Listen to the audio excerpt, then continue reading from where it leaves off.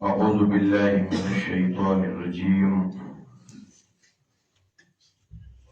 بسم الله الرحمن الرحيم. هذا بلاغ للناس ولينذروا به وليعلموا أنما هو إله واحد وليذكر أولو الألباب.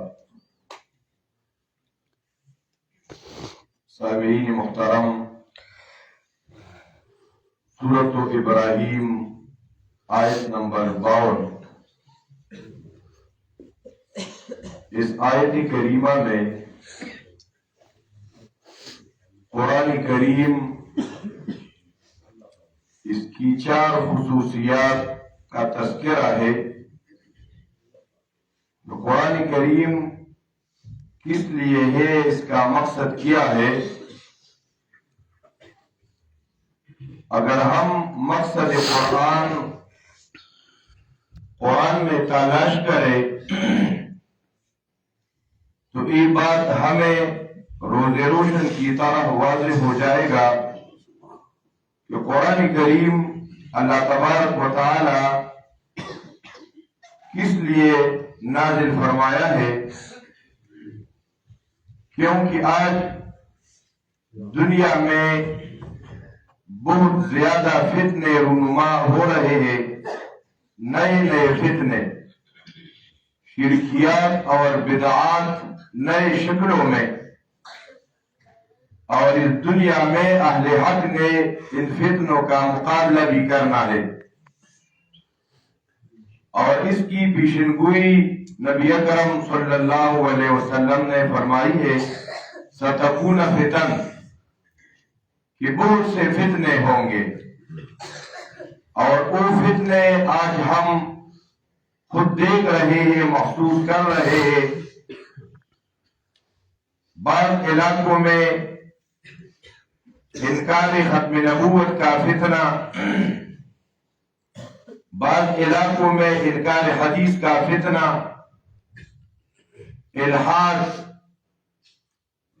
اور بعض علاقوں میں ہمارے نوجوان طبقہ وہ کمیونسٹ اور ایتھیسٹ بن رہے ہیں۔ ہم نے اور خاص کر دیندار لوگوں نے ان تمام فتنوں کا مل جل کر مقابلہ کرنا ہے۔ جب نبی اکرم صلی اللہ علیہ وسلم نے فرمایا کہ بہت سے فتنے رونما ہوں گے، صحابہ کرام ادھر پوچھتے ہیں، یا رسول اللہ، ان فتنوں سے نکلنے کا راستہ کون سا ہوگا، کہ ہم ان فتنوں سے محفوظ کیسے ہوں گے؟ دیکھو صحابہ کرام وہ پوچھتے تھی، وہ نبی اکرم صلی اللہ علیہ وسلم جب اس طرح کوئی بات فرماتے، صحابہ کرام فوراً پوچھتے۔ اس لیے اگر ہم قرآن کریم کا مطالعہ کریں تو صحابہ کرام نے جب بھی نبی اکرم صلی اللہ علیہ وسلم سے سوال کیا ہے، کوئی بات پوچھی ہے، تو اللہ تبارک و تعالیٰ کو صحابہ کرام کا وہ پوچھنا اتنا محبوب ہوا ہے کہ صحابہ کرام کے اکثر سوالات کو اللہ رب العزت نے قرآن کریم کے اوراق کا زینت بنایا ہے۔ جب جنگ بدر میں مال غنیمت کے بارے میں آپس کی رائیوں کے میں اختلاف واقع ہوا، بعض صحابہ کرام کی رائے تھی کہ یہ غنیمت جو فرنٹ لائن میں جو صحابہ کرام تھے یہ ان کا حق بنتا ہے، بعض یہ فرماتے ہیں کہ یہ اور صحابہ کرام کا حق ہے۔ صحابہ کرام نے مشورہ کیا، نبی اکرم صلی اللہ علیہ وسلم سے وہ پوچھنے لگے، اللہ رب العزت نے وہی اتاری ان صحابہ کرام کا سوال اور ان کا جواب، یسألونک عن الانفال۔ اس طرح قرآن کریم میں تقریباً 13 یسألونک اس کا ذکر ہے۔ تو صحابہ کرام نبی اکرم صلی اللہ علیہ وسلم سے پوچھتے تھے، اور آج ہم اپنی مشکلات، ہمیں جو جن چیزوں کا پتہ نہیں ہوتا تو ہم اپنے علماء کرام اور مفتیوں سے پوچھتے نہیں ہیں، بلکہ اکثر علاقوں میں ایک المیہ ہے کہ بس لوگوں نے اپنا استاد اور شیخ فیس بک اور میڈیا کو بنایا ہوا ہے. اسی وجہ سے بھی ہمارے بہت سے نوجوان گمراہ ہو رہے ہیں کہ وہ بس گوگل میں سرچ کرتے ہیں اور ان چیزوں کا کوئی پتہ نہیں ہوتا.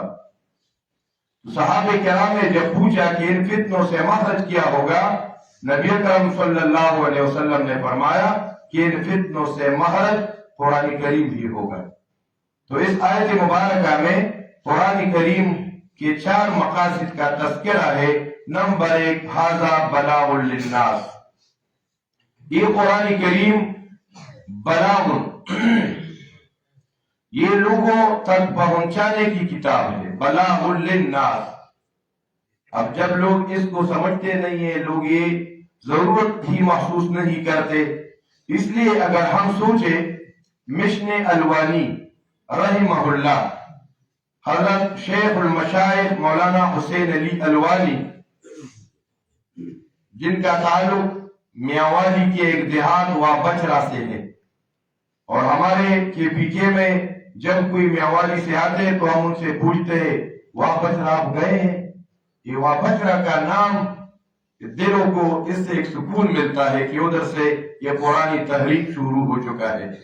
اس مولانا حسین علی الوانی رحمہ اللہ کو اللہ نے جو شاگرد دیے اور انہوں نے پھر جو تحریک اور ایک نیٹ ورک بنا دیا کہ عالم اسلام میں اس دنیا میں قرآنی تحریک قرآنی تعلیمات عام ہو جائے. یہ کوئی معمولی پروگرام اور معمولی مشن نہیں ہے. نبی اکرم صلی اللہ علیہ وسلم کو اللہ تبارک و تعالیٰ فرماتے ہیں کہ اے محبوب لوگوں کو بتا دو الاتلو القرآن، میں قرآن کریم بھی لوگوں کو بیان کروں. وَيُعَلِّمُهُمُ الْكِتَابَ. نبی اکرم صلی اللہ علیہ وسلم کا کام کامل نبوت کاری نبوت وہ تبلیغ قرآن ہے. ھذا بلاغ للناس. دوسرا مقصد وَلِيُنذَرُوا بِهِ، تاکہ اس قرآن کریم کے ذریعے لوگوں کو جہنم کے عذابوں سے ڈرایا جائے. اور نمبر 3 وَلِيَعْلَمُوا أَنَّمَا هُوَ إِلَٰهٌ وَاحِدٌ. اور اس قرآن کریم کے ذریعے وَلِيَعْلَمُوا تاکہ یہ لوگ جان لیں کس بات کو أَنَّمَا هُوَ إِلَٰهٌ وَاحِدٌ کہ اس تمام کائنات میں الہ حاجت روا مشکل کشا یہ صرف اور صرف ایک ہی اللہ ہے. تو یہ قرآن کریم سے پتہ ہمیں معلوم ہوگا کہ قرآن کریم کا مقصد لوگوں کو مسئلہ توحید کا سمجھ آ جائے گا قرآن کریم کے ذریعے. ہمارے پاس سادہ طلباء کرام ہوتے جی ہم تفسیر کے لیے ادھر جاتے ہیں جدھر استاد مقدرات کو نکالتا ہے، جی جگہ پر بڑا شیخ ہے وہ ادھر کہتے کہ ادھر یہ متعلق ہے مقدر کے ساتھ اور یہ جاری مجرور ہے اور یہ ضرب لغو ہے اور یہ فلانا ضرب ہے، بڑا تحقیق ہے. تو سب محترم سامعین یہ قرآن کریم کا تفسیر تو نہیں ہوا نا، لوگوں کو تو اس سے مسئلہ توحید سمجھ نہیں آتا. وَلِيَعْلَمُوا أَنَّمَا هُوَ إِلَٰهٌ وَاحِدٌ. ہمارے شیخ کابل گرامی شہید اسلام رحمہ اللہ فرمایا کرتے تھے کہ قرآن کریم اب بھی زندہ ہے. قرآن کریم اب بھی زندہ ہے مگر زبان اس کے لیے اشاعتیوں کا ہونا چاہیے. جب اشاعت کی قرآن بیان کرتے یہ مشن اشاعت ہے اور وہ ساتھی ان بیچاروں کو پتہ نہیں ہوتا کہ انہوں نے صرف قرآن کریم کا ایک مسئلہ بس اس پہ زور دیا ہے کہ ہمارا وہی مقصد ہے، بس ہمارا کام صرف ختم نبوت ہے، ہمارا کام صرف دفاع صحابہ ہے. میرے محترم احباب بزرگوں، اگر ہم مشن قرآنی کو سمجھے تو دفاع صحابہ مشن صحابہ کرام پر جو اعتراضات کرتے ہیں ان کا یہ جوابات قرآن میں، ختم نبوت کا مسئلہ قرآن میں، عقائد کا مسئلہ قرآن میں، رسالت کا مسئلہ قرآن میں، آخرت کا مسئلہ قرآن میں. وہ کون سا مسئلہ ہے جو قرآن کریم میں نہیں ہے؟ تو ہمیں بھی چاہیے کہ ہم مشن قرآنی مشن الوانی سے اور جن مشائخ انہوں نے محنتیں کر کر کے یہ قرآنی تعلیمات ہم تک پہنچائے تو ہم بھی ان کے نہج ان کے طرز پر ان کو ہم گمراہ نہ سمجھے. ان کے مشن سے ہم ہٹ نہ جائے، اور یہ مشن الوانی، مشن قرآنی ہم گلی گلی میں، ہم ہر جگہ اس کو عام کرنے کی صحیح فرمائے۔ وَلِيَعْلَمُوا أَنَّمَا هُوَ إِلَٰهٌ وَاحِدٌ، تاکہ لوگ جان لے کہ انما ہوا الہ واحد، کہ اس کائنات میں الہ ایک اللہ ہے۔ وَلِيَذَّكَّرَ أُولُو الْأَلْبَابِ، اور تاکہ عقل والے نصیحت حاصل کریں، قرآن کریم سے نصیحت حاصل کریں گے، مگر اولو الالباب جو عقل والے ہیں، اور باقی جو عقل نہیں رکھتے تو ان سے تو گلہ نہیں ہے۔ اللہ تبارک و تعالی ہمارے دل میں قرآن کریم سے وابستگی فرمائے۔ جتنے علماء کرام، فضلاء اعظام، ہمارے مادر علمی، ہم بھی ادھر کے خوش اچین ہے، ادھر سے یہ باتیں ہم نے سیکھی ہے۔ اللہ تبارک و تعالی اس جامعہ کی حفاظت فرمائے۔ جتنے ہمارے بزرگ علماء کرام، فضلاء اعظام، مہمان وہ ادھر تشریف لا رہے ہیں، جو تشریف لا چکے ہیں، اللہ تبارک و تعالیٰ ان کی صحیح بھی اپنی بارگاہ میں قبول فرمائے۔ جتنے ہمارے محلے والے بزرگ ہیں اس فیصل آباد میں، جتنے ہمارے جامعہ کے ساتھ جو معاونین ہیں، آج ان کے لیے بھی ایک عید کا سماں ہوگا، مغرب کے وقت، مغرب کے بعد ختم بخاری شریف اس کا پروگرام ہوگا۔ تو یہ ان سب پروگرامات میں یہ جدھر بھی ہماری جامعہ کے فضلاء کام کر رہے ہیں، اور الحمدللہ ہم جدھر بھی جاتے ہیں تو ہمارے جامعہ کے فضلاء کرام میں کوئی بھی ویسے نہیں ہے، وہ تدریس کرتے ہیں، تصنیف و تعلیم کرتے ہیں، دینی مصروفیت اس میں وہ مصروف ہے۔ تو یہ ان تمام احباب کے لیے ایک بہت سعادت والی بات ہے۔ ادھر جتنی بھی وہ معاونت کرتے ہیں ان کا معاون بالکل بجا ہے۔ ان تمام فضلاء، علماء، طلباء کے علم میں ان کا بھی حصہ ہے۔ اللہ تبارک و تعالیٰ اپنی بارگاہ میں قبول فرمائے۔ اللہم صلی علی سیدنا وعلی آل سیدنا